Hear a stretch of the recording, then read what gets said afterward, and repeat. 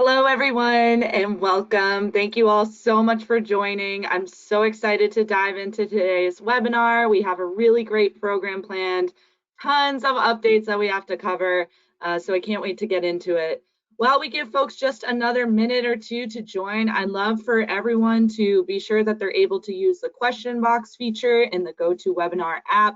That's essentially going to be your chat feature for the day, so I'll be able to see your responses coming in. So while there is no chat where you can discuss among audience members, I still love that we're able to use this question box feature. So with that said, while we wait for folks to join, I always love for people to just type into that question box and let me know where you're calling in from today. One of the beautiful things about these webinars is they connect people from all different corners of the world.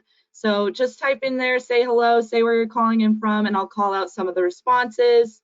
So go ahead, and I'm already seeing a few questions coming in about recording. So just so you know, this will be recorded and you'll get the materials in your inbox later today for anyone asking. So for example, I'm from Boston, Massachusetts. That's where I'm located and calling in from today. And I hope that to see some folks on here from New England. Let's see, we've got Kevin from St. Pete, Florida. Hello, Kevin. Jessica from Pennsylvania, welcome. Shannon from Houston. I just went to Houston for the first time, loved it. John from Salem, Oregon, welcome. We have Brooke from South Carolina, welcome. James from New York, hello. Pam from Connecticut, hello. Heather from Long Beach, California, hello. Sandra from Arizona, hey there. We have Chris from West Virginia, welcome. We have Jennifer from Arizona, hey there. Jenny from Virginia, hey there. We have Robert from Atlanta, hello, Robert. Heather from Ohio, hi there. Danny from Boston, hey there, Danny, you're my neighbor. Victor from Mexico, hey there, Victor. We have some folks calling in from British Columbia, from Canada, Alberta, welcome. Wow, so many people calling in right now, and I hope you noticed that I called out a ton of different locations that none of them were the same, right? So one of the great things is that we're all coming together, taking time out of our days. So give yourselves a pat on the back for showing up like everyone else on this call, sitting in totally different spots of the world, all here for the same goal, which is to improve our marketing. So thanks for participating. And with that, we're going to jump into a couple of housekeeping items for today's presentation. So again, welcome and thank you for joining this webinar. Just another reminder again, like I mentioned in the beginning, and I'll try to mention this throughout for anyone that asks, the webinar will be recorded. So we have the recording good to go. You don't have to worry about taking notes or anything like that. You'll get the recording and a copy of the presentation in your inbox later today. And also just a note, all of our webinar recordings are easily found on our WordStream and Local IQ YouTube channels. So if you missed any of our past webinars and want to catch up, just type in Local IQ or WordStream in the YouTube search bar. You'll find our channel, you'll find our webinar recordings easily from there as well. So a couple of different ways you can watch it back. Like I mentioned, again, you'll get the materials in your inbox later today. Another reason why I had you all use the question box feature to just say hello is so that you're able to use it throughout and you feel comfortable using it. I'll be trying to monitor it as I present today, and then be sure to save your questions for the Q&A session at the end. If you've attended any of our past webinars, you know that our Q&A sessions are really in-depth. It's kind of just a unique experience to kind of get your questions answered in what feels like a one-on-one situation where I'm reading them through and reading them back. So be sure to submit your questions throughout and save some for the end for that. And also, this is something totally new and something unique to everyone on this call here today. We've never done this before, but for everyone that has attended today, not only do we want to say thank you, but we also want to give you some bonus materials just for showing up. So you should be able to access a document in the handout section of the GoToWebinar app. So again, if you're scrolling through all the different options within the GoToWebinar app, you should see a handout section where you can access that guide from there. So go ahead and try that out to see if you can get that document. And again, the guide is also easily found on our website too, but we wanted to send another thank you and just give you some bonus materials to walk away with. So feel free to download that document if you'd like. So with that, we're going to jump into some of the introductory materials here. So for everyone on the call today, I just want to get us on the same page as to who Local IQ is. Now, I know some of us on the call, we might already be working with Local IQ or familiar with Local IQ, and that's great, wonderful, welcome. Some of you might be totally new to us, and that's fine too, welcome. And some of you might be working with or familiar with our sister brands, Reach Local and WordStream. So for everyone on this call today, I just want to get us on the same page as to who Local IQ is. And Local IQ is essentially a fully integrated growth marketing platform that marries innovative technology and unparalleled expertise to give you all the tools you need to help your business thrive and grow in digital marketing. So how exactly do we do that? Technology is at our core. So we have AI optimized technology that's proprietary technology you can't find anywhere else, informed by over 1 million Local IQ campaigns that we've ran in the past to give us informed data and help you make the most data-backed best decisions for your business. We also give you tools at your fingertips to put time back into your day so you can focus on managing your business rather than dealing with the menial tasks of marketing. And we've also been in the marketing game for a really long time, over 15 years, which if you think about the age of digital marketing, it's really not much older than that. So we've really been through it all, seen all of the platform updates and changes, which of course we're still dealing with it with the topic of this webinar today. But we've seen how the marketing landscape has ebbed and flowed, and we're here to tell our story today with that expertise behind us. One last thing that we're really proud of, and I want everyone on this call to know, is that we're a premier partner with all of the major advertising platforms. Now, this isn't just handed out to every agency or marketing platform out there. It's really only given to businesses that prove campaign success, show thought leadership and expertise, and meet a rigorous set of requirements. So we're really excited to share that. And a little bit about me, your webinar host and facilitator and speaker for today. My name is Susie. Again, it's great to meet you all. Thank you for being here with me. I'm a senior content marketing specialist at Local IQ, where I write educational content on anything under the marketing sun, from SEO to PPC to display ads to anything in between. I've written it, I've studied it, and I love it. And how I got into this role was I formerly was a digital marketing consultant over at WordStream, where I was working with businesses like the businesses that people are running on this call today, coaching them through the day-to-days of this digital marketing best practices, such as Facebook ads, Google ads, and so on. So I took that real life expertise and experience and applied it to the educational content that I write across the WordStream and Local IQ blogs today. A fun fact about me, like I mentioned, I'm from Boston, Massachusetts. I love it up here. I've been born and raised. And kind of an unpopular opinion I have is I love the winter time. Most people hate the winter, hate the cold, but I love it. So I love to go snowboarding on the weekends when I'm not at work. So really looking forward to this season coming up.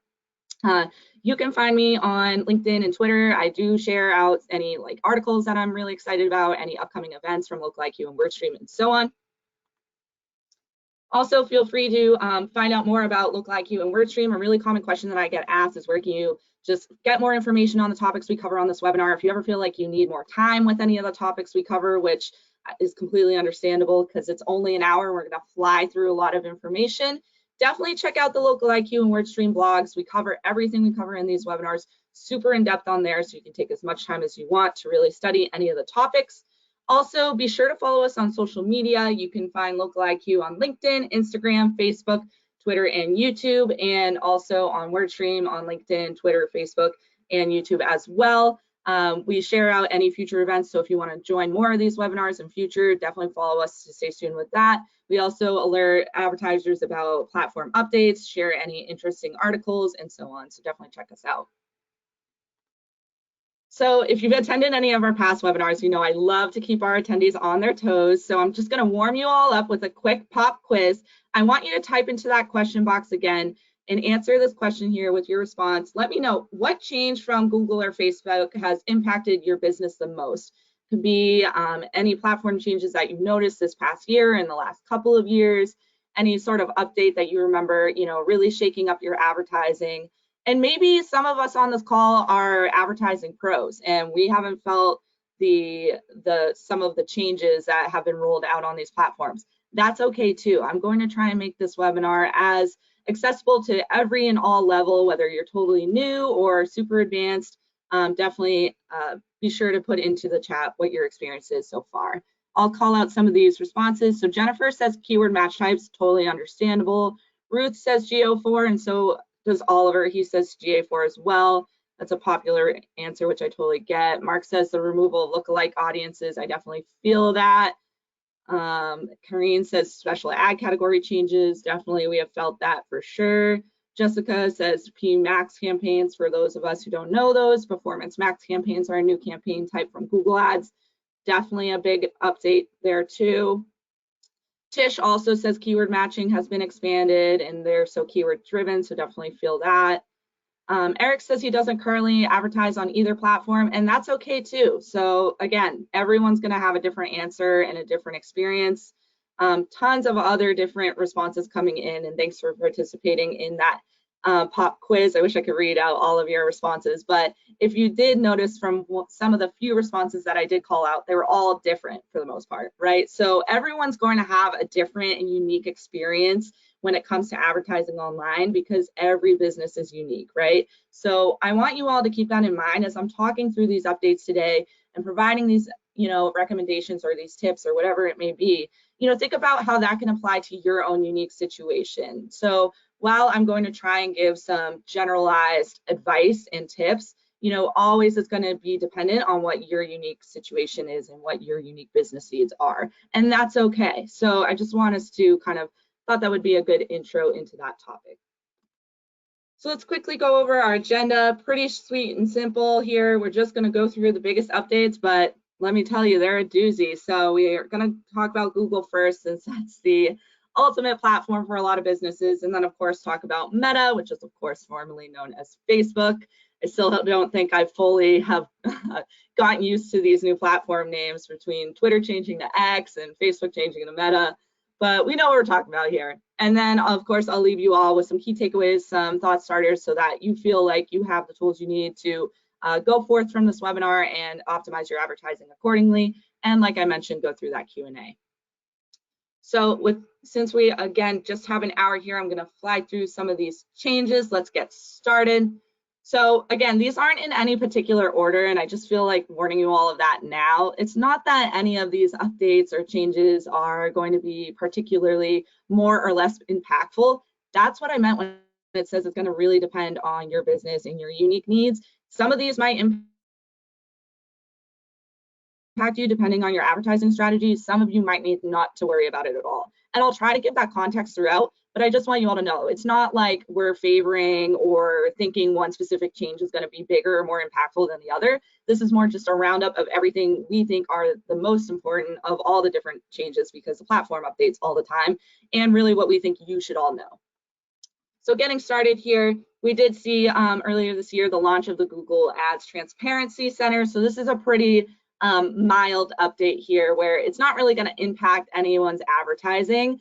It's more just following suit from a lot of the other platforms that we've seen out there. So if you all are familiar with the Facebook ads library or the TikTok content library, a lot of the platforms, as we're moving to this privacy first landscape, as we hear all the time, are making it more accessible for users and advertisers to just see what ads are currently live and running on Google. So for everyone on this call, this is basically just going to allow anyone. It could be me, you, even if we're advertising, it could be your ideal customer, it could be anyone that can access this and basically search and see what ads are live. So it just gives more transparency into what ads are running. So I think for advertisers, right, this is a good opportunity to maybe check out what your competitors or other businesses in your industry might be running for ads.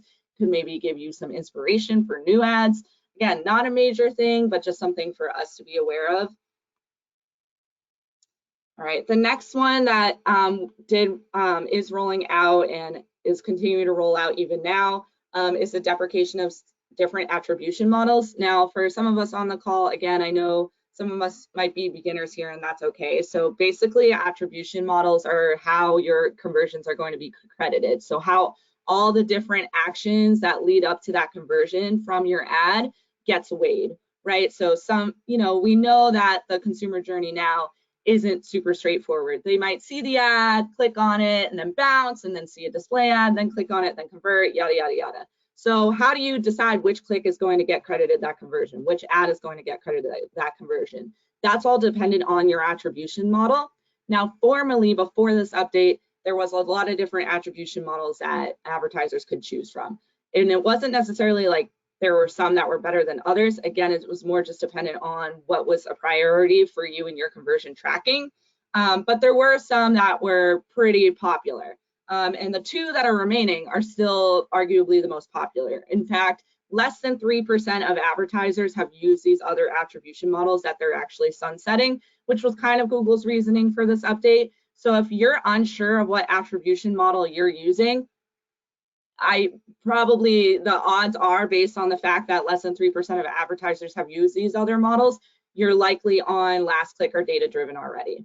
But basically it's moving to last click, which is essentially like the most basic or most, it was like the default model for a long time. So most advertisers are on last click attribution, which of course credits the very last click before somebody converts from an ad. That ad's going to get that conversion. And then of course, data driven is going to be the default model. So if you're using any of these other older models, linear, time decay, position-based, or first click, you may have already seen that you've been switched to data-driven or gotten alerts from Google that you're being switched to data-driven. Now, the difference between data-driven and last click, data-driven, of course, is just using multiple different data points from Google to estimate where it should be crediting that conversion. So as you see in that kind of visual there, it's not ever going to be the same like pattern. It's really going to depend on the customer journey. So there's pros and cons to both. If you have really airtight conversion tracking, maybe you're an e-commerce business or something, data-driven can be really helpful. If you are more a leads-based business and your conversion tracking is pretty basic or something like that, and you're not ready to make the switch to data-driven, because it does, of course, work with more advanced like bidding strategies and so on. Again, we have tons of information on the site. I'm not going to spend a ton of time here, but you're likely going to still continue using last click. So again, I know that feels like a big change because they're sunsetting something, but for most of us, we probably won't be impacted. And again, the two most popular models right now will still be active. Okay, so switching gears into something like a little less advertiser oriented and more just, again, a kind of an FYI for everyone in the search space.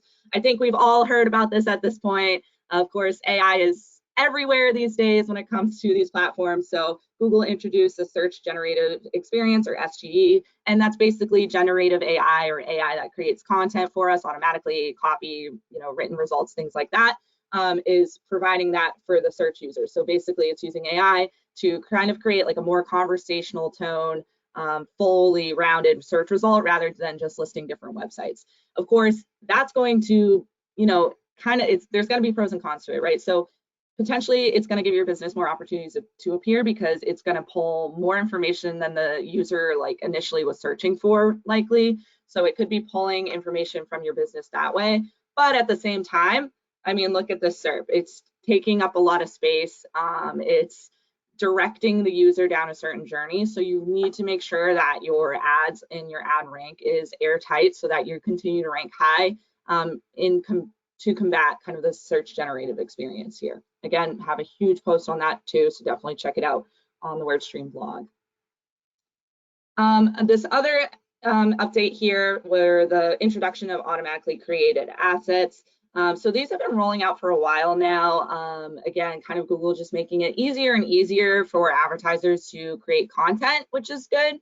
And so basically with automatically created assets, it's going to create headlines and descriptions and ads basically for you for your responsive search ads. So for anyone advertising, search ads, those text-based ads that, pop up when somebody types something into the search bar, you could take advantage of this. It is an opt-in, opt-out at the campaign level. So if you can always check into your campaign settings within the platform to see if you're opted in or out. Some accounts have seen really great results with it. It's not really like a super It's not really the type of update or the type of automatically created asset where we would necessarily need to worry about it as much, right? Because it's just going to create some new headlines, some new descriptions. So maybe just be checking in, making sure that those headlines contextually make sense, because obviously Google's AI algorithms aren't going to think through context like a person. But, you know, if you're pinched on time and you don't have a ton of time to write a bunch of ad copy manually, it can be a really good tool. So that's just a new kind of update, something new that you can or cannot take advantage of depending on your preferences, really. This next update, I don't love it. Well, it's not that I don't love it. It's just that I feel like not a lot of businesses out there will be able to take advantage of it, to be completely transparent. But again, another big update, so I want us all to be aware of it. So for a lot of the folks on this call, this might not impact you depending on what first-party data you have available in your account and basically how your account is set up. But essentially, when you are creating conversions and conversion actions and you're setting up your tracking, you can have certain goals set up so that Google will adjust how it's going to bid for you, essentially trying to get you the most bang for your buck possible. So this is essentially kind of a new goal or campaign acquisition goal where we'll alter how Google serves and bids for your ads basically for you, so that you can, you know, only bid for new customers. So if your focus is new business, this can be a really great new update. However, it leans into your first party data, obviously, because it's dependent on who, based on what data your company or your organization already owns and knows who is not a customer. So it's going to have that portion involved. This is basically what I'm trying to say here is we know that there's that deprecation of third-party cookies. So Google is rolling out this new bidding strategy. It's not necessarily a bidding strategy, it's a campaign acquisition goal, but essentially it's going to affect your bidding to kind of give another opportunity to just use first-party data. So that's basically how this update is going to work. Again, it really depends how airtight your first-party data is. But again, if you're really focused on new business and you don't want to waste any clicks or any ad spend on previously converted customers or potential customers that have interacted before, or for whatever reason you don't want to bid on, this could be a potential tool for you. Also, again, another update that I feel like not a lot of folks on this call may feel, but for everyone, I just want us to be aware. Discovery campaigns are now rolling into the new demand gen campaigns. So basically what that means, as you can see in this graphic here, is for anyone already using discovery campaigns, which discovery campaigns are a little different from the traditional search campaigns that you might be aware of. It basically it's blasting your ads on multiple different platforms. So for here in this graphic, you see discovery ads already hit YouTube, search, Gmail, things like that. The demand gen campaigns, which are essentially replacing these discovery campaigns, will also include YouTube and in-stream ads, so YouTube Shorts and in-stream ads. So again, just creating, just adding a little bit more ability to the original discovery campaigns. If you have discovery campaigns in your account, they will be automatically upgraded to demand gen campaigns based on this update this October. And I don't think it's necessarily a bad thing. You're going to get more placements. It's going to give you more abilities to create more assets, which is great. So, you know, again, I don't think it's necessarily like a good or a bad thing for folks that really love discovery campaigns. I think it's going to be a good thing. For folks that don't use discovery campaigns yet, you know, you won't necessarily notice the difference between discovery or demand gen. But now, if you ever did want to try a campaign like this that's blasting on to multiple different channels of Google instead of just search or instead of just the display network, just know that the demand gen campaigns are going to be a great new option for you. Also, we have the new conversational experience in Google Ads. Now, some of us probably haven't seen this directly in their Google Ads accounts yet, but this is something rolling out and was talked about at Google Marketing Live back in May. But kind of similar to other AI tools that we probably have seen just promoted across the web. Basically, Google is going to make it a lot easier to create and build out in the Google Ads native platform with this AI tool that's basically going to just talk you through the process. So again, it'll give you prompts, as you can see here, you know, kind of giving you some ideas, giving you prompts, and then creating it for you from there. So again, for the business owners that don't have a lot of time to build out campaigns or create, you know, really great ad copy, this can be a great new tool as we see it roll out. So if you love to use AI tools or something like that, just know that that'll become available on Google as well. And then we have the GA4 Audience Builder in within the GA4. So for all the folks on this call, I think we all have heard that Google Analytics 360 has been sunset and reintroduced as GA4. So GA4 is your new analytics property, and that's basically what speaks to Google Ads. And that's how you are able to pull in like a lot of your conversion tracking actions.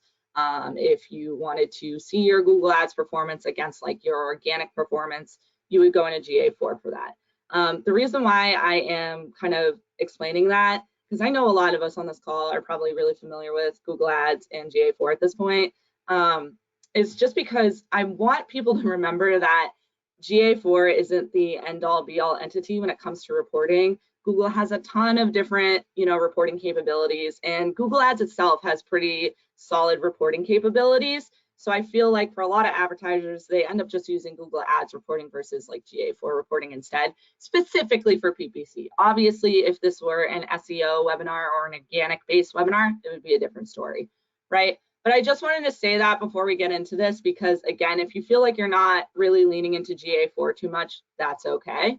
But for folks that are really leaning into GA4 and, you know, have a CRM set up where they can, you know, pull in their audience list and things like that, GA4 is making it a possibility to, again, create new audiences from scratch, and you can have those audiences connect directly to your Google Ads account, kind of similar to how GA360 audiences could also be pulled into Google Ads. So just a new audience builder within GA4 that can pull into Google Ads, giving you new options for new audiences to potentially target. All right, I know that was a lot. Again, I wanted to make sure that we got through everything, and then I'll, you know, again, leave time for questions at the end. So I am going to switch gears into Meta, but don't worry, I know it's a ton of information. You'll get the recording and the materials later, and again, we'll kind of recap some of this. But with that said, let's switch gears into Facebook or Meta. And let's be real, you guys, I'm going to call it Facebook throughout because Meta just doesn't roll off the tongue the same way. I don't know, maybe I'm just not used to it yet. So this first update isn't really like a platform update, but it is an interesting development from Meta or Facebook, as I love to say. It announced the Performance 5. So kind of just an interesting article released by Facebook's, you know, advertising platform, or Meta for Business, basically. Now, I know I don't have the 5 strategies listed out here, and there's a reason for that. But basically, I wanted everyone to be aware of this because it's not every day that you get a advertising platform to publish publicly different recommendations for advertisers to do. So Facebook released this Performance 5 to say, hey, here's the 5 things that you should absolutely do to have a really, really great advertising experience this year on Meta ads, right? So it's giving these different recommendations. And of course, some of them are great. Some of them you might want to take with a grain of salt, because of course, at the end of the day, we know that these platforms have, you know, their own goals in mind, while also, again, wanting to provide a great advertiser experience and user experience. So I'll summarize basically what the Performance 5 indicate, but the first couple are basically about like A/B testing and trying new creative, using AI for creative. That's all great. I would recommend that myself, right? You want to have fresh creative. You want to be A/B testing different ad copy and things like that. So it wasn't super earth-shattering in that regard. But I do want to talk about some of the latter steps. The last 2 Performance 5 tips were about using the Conversions API. So for any of us on the call, that's why I have this image here, the Conversions API is essentially works in unison with the Facebook pixel. So it's, again, just another first-party data tool because it's taking data directly from your website or your first-party data and feeding it into Facebook's server, your ad manager, so that you have first-party data going into your Facebook ad manager to create more audiences and so on, versus just relying on the website pixel, which all of us might be familiar with if we're advertising on Facebook. That is relying on third-party cookies. So that's why Facebook is pushing the Conversions API integration, and it does walk you through it on the platform, and we do link to the article. We have basically this whole webinar in a blog post on the WordStream blog, so definitely check it out. And we do link to it there if you want more information. But I just thought it was interesting that that Facebook is giving these recommendations. You know, they're pushing it around the holiday season, you know, trying to get more folks to advertise and have a good advertising experience during, you know, these peak seasons. So just worth mentioning, you know, again, that reinforcement of the Conversions API, that reinforcement of relying on first-party data versus third-party data, you know, we're going to be seeing more of that. So something else that I think will impact a lot of the folks on this call is more updates to the lead generation forms in Facebook lead ads. So for any lead-based businesses on the call that are advertising on Facebook, or even if you're not, you might have seen that there are these Facebook lead ads that basically allow you to fill out a form directly within the ad. So it's a really great way to generate more leads from your Facebook ads without having to have your users click off to your website or whatever it might be. The exciting thing, this is kind of a good update, is it is giving you more options for the lead forms, which is different from the past. So anyone that has used Facebook lead ads, they know that the form, it was pretty basic. So you were kind of limited or boxed into the different templates that Facebook would give you for these questions for your form. And it can be tricky, right? Because if you're trying to create this lead ad with this form that your potential leads are going to fill out, you need it to be quick. You can't have a lot of fields, things like that. So this kind of solves for some of that because they introduced the conditional logic. So if you are worried about how many different steps your form is going to have, and if you're going to lose leads throughout that process, you could try implementing conditional logic where they'll get different fields dependent on what they initially fill out. So I thought that was interesting. Definitely a great advancement there from Facebook. So really exciting there. And again, just a great way to just better qualify your leads and build out your Facebook lead ads just a little bit more.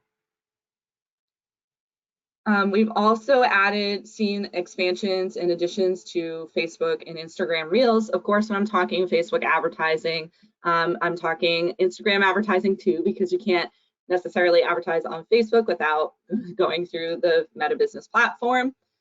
So they did add expansions to Reels where you can have additional ads show on top of Reels, almost like an overlay, as you see in that left example there. And then also we have seen this over the years, and I talked about it last year too. We're just seeing more and more like AI and augmented reality and different video-based platforms. That's now been introduced to Instagram Reels. So that's kind of new and exciting, where you could potentially have like an augmented reality option within the Reels that you're creating. We also saw a new campaign type roll out from Facebook ads. It's tailored campaigns, and basically it's like a preloaded campaign. You select like a few different prompts based on like questions that they ask you, and then it'll preload the campaign. And basically it's kind of like Facebook's version of Google Smart Campaigns. I'd like to think of it in a way, because it's kind of you set it and forget it. I mean, you don't want to forget it, but you could, right? Because you don't have to do any of the manual labor to manage and upkeep the campaign.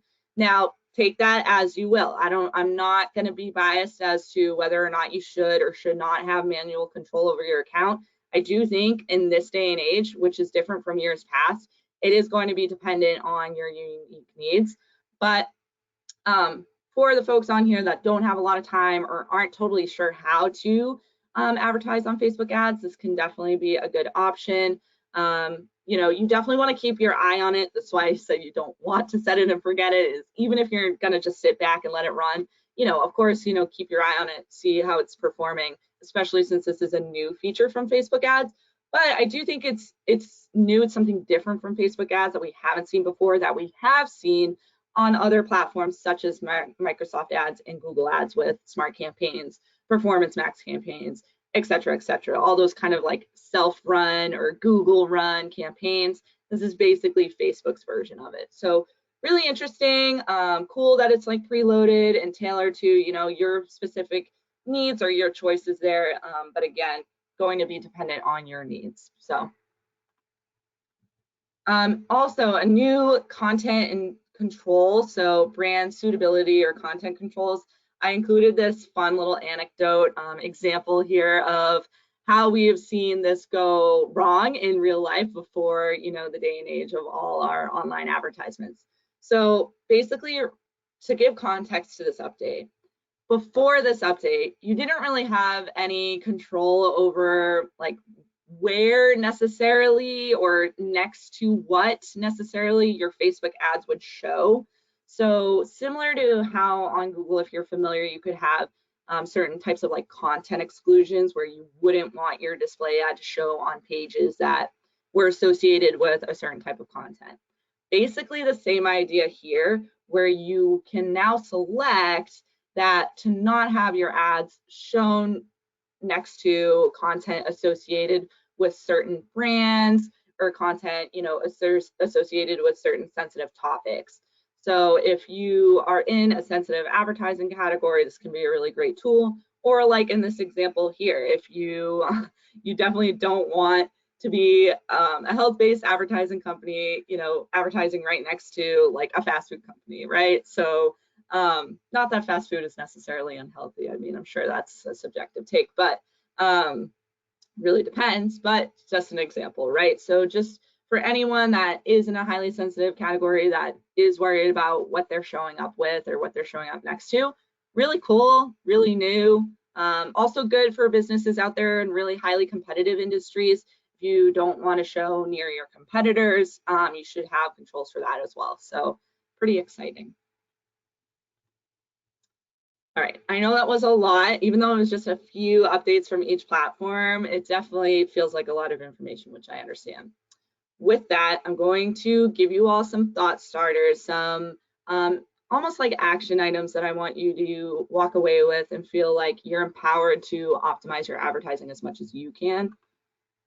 So here's what you need to know about all of these updates, is that there are clear patterns across all of the different updates that I talked about.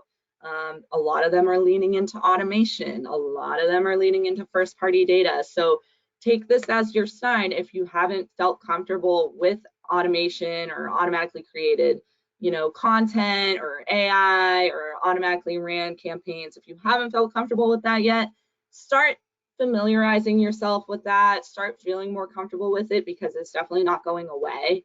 And then also too, again, making sure that you're more comfortable with first-party data and, making sure that you're prepared for the deprecation of third-party cookies in the second half of 2024. Also, I love to touch on this a lot in these webinars, but know you're not alone. So a lot of the updates that we did see were here to help you. Some of them were new campaign types, new potential placements, new ways to create content for you to save time, things like that. You don't have to do it all on your own. There's tons of different tools and platforms that can help you. We're here to help you. Everyone on this call is in a different boat. We saw that in the beginning of this call when I did that pop quiz. Everyone is going through the same struggle, so don't take it personally if you feel like you're seeing your Facebook ads or your Google ads not bringing in the results you want. It's gonna happen. When I used to work in event planning, I used to say there's always going to be something that's going to go wrong. And you could have the most optimized, best campaigns in the world, but always know that there's always going to be something that can happen, an update can roll out. So just making sure that you're ready for it, making sure that you're not alone in it, everyone's dealing with it. So we just got to roll with the punches and just see how we can pivot to optimize our strategy accordingly. And then again, be flexible. So I kind of alluded to that in this last point, but if there is one takeaway that I want everyone on this call to know of, is that you always, always, always want a backup plan. Always be thinking about, all right, if I roll out, this new campaign or try this new update and it works great, awesome. What am I going to do next to get even more out of that campaign? Or am I going to just let that cruise and just, let that hang out and try something different? Or of course, if it doesn't go how I want it to go, if I'm not seeing the results that I want, what am I going to do to pivot? What am I going to try differently? What's going to be my backup plan? So I think always having a backup plan, always thinking ahead is really important, especially in this day and age with all these different updates rolling out. So definitely keep that in mind. With that, I am going to launch a quick poll. So again, I know this was a ton of information. You probably all have a lot of questions. I'm seeing a ton of questions coming in already. So if you want more individualized advice, I highly recommend hitting yes on that poll to speak to someone separately at a time of your choosing to just get your questions answered in a one-on-one setting. I'm already seeing a lot of questions come in about, specific industry, specific business models, things like that. Of course, I don't have the bandwidth to answer all of that on this call today, but if you do have questions like that, this is your opportunity to do so. Again, we're here to help, navigating things like attribution models, conversion tracking, audience building. We're here to help with that. Those are all things that we can do for you and help you with so that you have everything you need to see success. So I am going to leave that poll on the screen. We're going to essentially switch into an audio only portion of the webinar. So for everyone on the call, you won't see me or anything else. You're just going to see the poll, totally normal. That's how it's supposed to show up. That's just going to hang out on your screen. So just hang out and listen in for the Q&A section. So we're going to switch over to the Q&A section while that poll hangs out on your screen and you can just listen in. And I see tons of questions coming in. So if you haven't yet submitted your questions, definitely send them in now. And I'm seeing tons of things coming in. One of the first questions that I did want to address, because I talked about it a lot, is from Eric here. He asked me to please define first-party data. So first-party data, this is a great question, is the data that you hold as an organization. So to compare that to third-party cookies are data, is essentially data from, or third-party data is from a source that's other than your organization.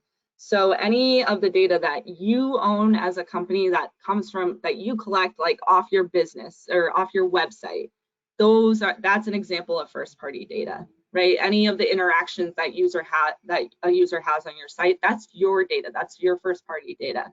When that user clicks off into, XYZ different search patterns or different pages, that becomes third-party data. And that's what advertisers used to primarily rely on, was that third-party data that was provided to us from entities like Google, right? So Google would, track the search patterns of different users across the web and bucket them into these audiences sourced from third-party data. Since we can no longer, in the second half of 2024, that third-party data is going to be deprecated because, again, we've seen a lot of buzz about privacy and people feeling like their data is being tracked and without their consent. So to avoid any of those issues going forward, Google is going to sunset third-party data in the second half of 2024. So you'll only be able to rely on the first-party data, the data that you hold as a company, from your analytics, from your CRM, your customer relationship management system, all of those types of softwares. That's your first-party data. So that's kind of a very quick, generalized definition. There's a lot more that goes into it. But for the sake of time, I hope that did help explain a little bit more as to what first-party versus third-party data is. Great questions coming in, a ton of questions coming in. So just give me a sec while I try to find some of our next ones here. Okay, so Andres asked an interesting question here. What are the best ads to run with very small budgets due to being a very small business? I always love to say, if you are a business running on a smaller advertising budget, that's okay. I feel like there's always ways to make different budgets work. So I understand that it's not always feasible to just dump more marketing budget into a certain campaign. I understand that. No one has infinite marketing budget. If we did, this would be a totally different story. Even those bigger businesses out there with what seems like infinite marketing budgets, they all have a cap, right? So it's all about working to what's in your advantage and getting the most bang for your buck. So I don't necessarily think there's like and this is probably going to be my answer for a lot of the questions, to be honest. There is no black and white or right or wrong answer here when it comes to the best ads, right? Because it is going to be dependent on your business, what types of customers you're acquiring, your sales cycle, things like that. But to be fair, I do think that Google ads and Facebook ads can be viable for small budgets. Facebook ads even more so, maybe, because Facebook ads tends to have a lower cost than Google ads. So I think it is just dependent on, I would say it really depends on your bandwidth too, right? You might want to lean into, an automatically run campaign, a smart campaign, or a tailored campaign like I just talked about. Or alternatively, you might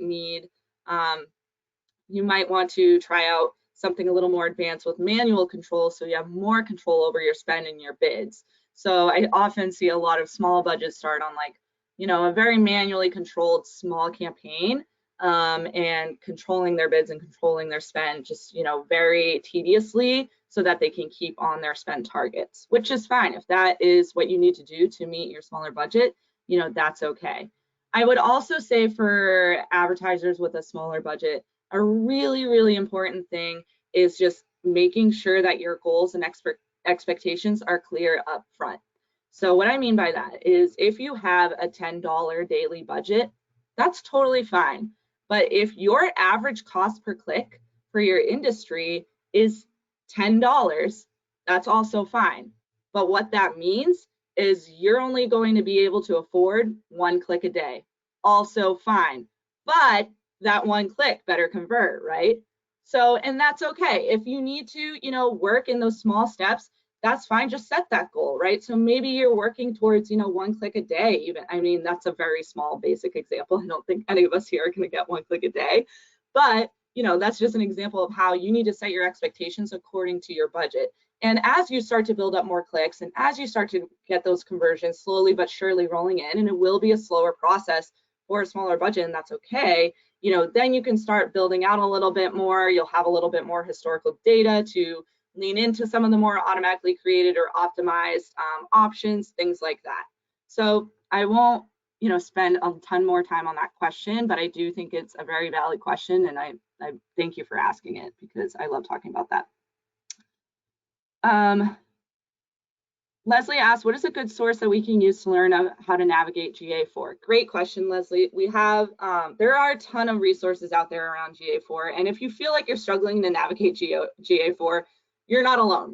We all just switched over to it like a month or two ago, and when I say we all, I mean all of us advertisers out there, all the businesses that I know or still keep in contact with, everyone just switched over to it. So we're all kind of learning and becoming more familiar with it. There's a ton of different resources online. We do have a few different in-depth walkthroughs on our blog. So of course, I'm going to recommend that as your first stop. But definitely, search around. There's YouTube has been a great source. I hate to say it, but I have seen a lot of information about GA4 on, platforms such as X, or as I call it, Twitter. People are always talking about GA4 tips in there and things like that. So say what you want about those types of, ever-changing social media platforms. It can be really helpful for like industry questions like that, because there's a lot of experts on there that want to share their advice and their experience. Great questions here. Again, a lot of more specific questions coming in too. So if you do have questions, about certain performance metrics you're seeing in your account or so on, that's definitely why we're going to just keep that poll hanging out while you listen in.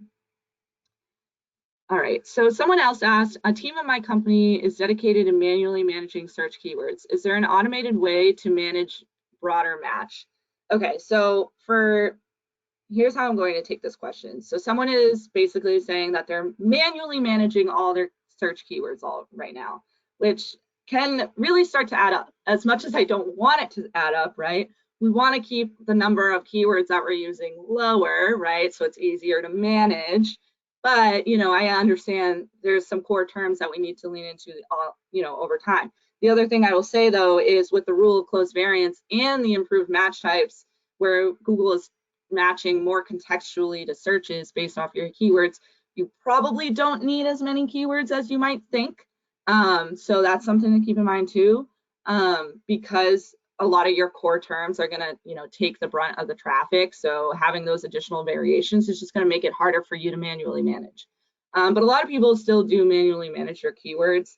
A couple of things you can do. Well, first of all, LocalIQ does have AI automated technology to constantly optimize and pause and unpause keywords based on performance.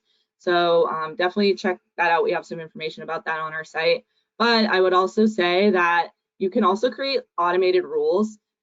So if you've never experienced automated rules on Google Ads, we did just share a post about it on WordStream maybe a few weeks ago. But basically, there is a part within the Google Ads system where you can go into the automated rules section and set rules up. And it's basically just a set script that you're giving Google that says, you know, if a keyword has less than X amount of clicks within an X amount of time, so maybe let's say less than 25 clicks within a 30-day period, you can have Google set to automatically pause it. So that would be the quick like Band-Aid fix I would suggest if you're struggling to just manually manage a bunch of keywords, is set up some automated rules, but also again, look at all the other resources, tools, and platforms you have out there as well. Great questions coming in. I know we only have a few more minutes, so I'll try and answer one or two more questions. Again, seeing some questions coming in about the recording. You will get the recording and the materials in your inbox later today.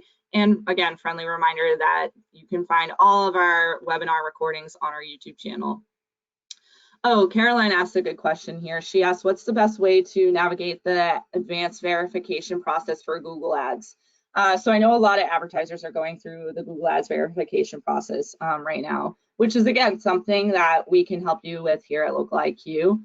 But it is tricky, I know, because it's asking for a ton of different documents. I have seen a little bit of it, and it's definitely more advanced than some of the processes that we've seen in the past. So I would suggest, you know, trying to do is go as far as you can in the process, because I know it prompts you. And when you are hitting those roadblocks, that's when you have to stop and you have to, unfortunately, reach out to Google support. And it's okay if you have to reach out to Google support. Sometimes, I know they're not always great, but sometimes you don't have a choice, right? Because your verification is important. You have to be verified to advertise. And it is, you know, a call. A lot of us are getting a call upon us to, in our accounts, to do the advanced verification process for Google Ads. So my best advice, since it is unfortunately mandatory and there's really no way around it, there's really no easy hack for it. I wish there was, but my best advice would be to go as far as you can, see what's stopping you, and if you can't have a solve for it in-house or with your marketing partner or agency, that's where you could contact Google support. And they are usually pretty, in my experience, they're usually pretty good for, like, you know, verifications and things like that. So you might be able to just work with a rep to find another way to verify if that really is a real issue for your business. Great questions here.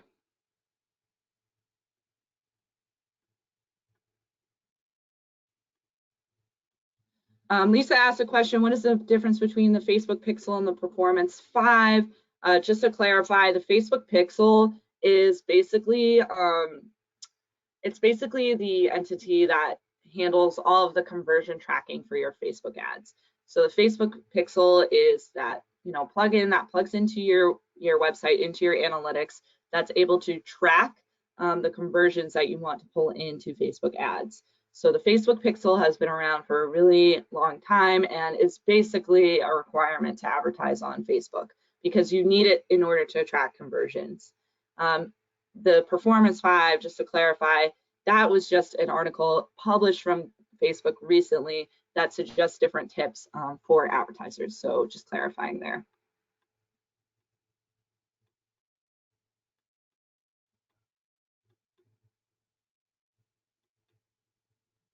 Okay, last question here. I wish I could answer all of these. As you guys can probably tell, I could talk about PPC all day, pay-per-click advertising, but David asked, and I'll end it here, is it better to implement conversion tracking using GA4 and import conversions or directly through Google Ads? So great question. I feel like I've seen a 50-50 split of both, to be completely transparent. Well, yeah, I feel like it really is dependent. And like I said, again, sorry that a lot of my answers to this are going to be there is no right or wrong answer, but that's just the reality of marketing. There is no right or wrong way. It's so dependent on your unique needs, your sales cycle, like I said, your conversion, what types of conversions you're looking to track, what types of things you're looking to achieve, what types of audiences you want to target. What expectations you have, even like it can come down to, budget and bandwidth a lot of the time. I wouldn't say that one is better than the other. I do think I've seen accounts using both. I would say GA4 is better if you have like a more complex customer journey. So if you are trying to track, multiple different complex actions, across different entities, then I would suggest using the GA4 import for conversions. But if you're looking to just basically track, straight form fills or phone calls or something like that, going directly through Google Ads is also fine. So great questions here. Last question, because this is just such a good one to end on, but Rob asked, which is better, conversions or impression share? Really great question. And I love to talk about what metrics we should focus on, because I think a lot of us get hung up on, the money metrics, right? The money metrics are conversions, my bottom line, my return on ad spend, my cost per acquisition. Of course, we all really care about those, and that's understandable. You have money on the line. But there's so many other metrics that can really indicate the efficacy of your ads and your brand online. And impression share is absolutely one of them. So the more you're showing, the more opportunities you're gonna have to get those conversions. It's kind of like the start of the battle to get a conversion. So not that a conversion is necessarily better than impression share, because it really is going to depend on your goals. If your goal is to build brand awareness and you don't care how many conversions you really get, then of course impression share is going to trump conversions. But for most businesses, we are focused on that bottom line, right? So I would say try to improve both. If you see that your conversions are starting to fall and that's a priority, don't be afraid to look to a metric like impression share, which can be very indicative of how things could have gone wrong within your strategy. So I wouldn't say that there's one better than the other, but just because your conversions aren't doing well doesn't necessarily mean there aren't things about your strategy that are working. Like there probably is some wins within your account. You just have to dig through them, through the different metrics, to see what is working versus what's not. So really great questions here. Thank you all so much for joining. Like I said, I could talk about this all day. If you have more questions, again, make sure that you hit yes on that poll to get your questions answered separately. Thank you all so much for joining. Keep your eyes peeled. We do these webinars monthly. So we have 2 coming up actually in November. So keep your eyes out for that. And thank you all so much. I hope you have a wonderful day.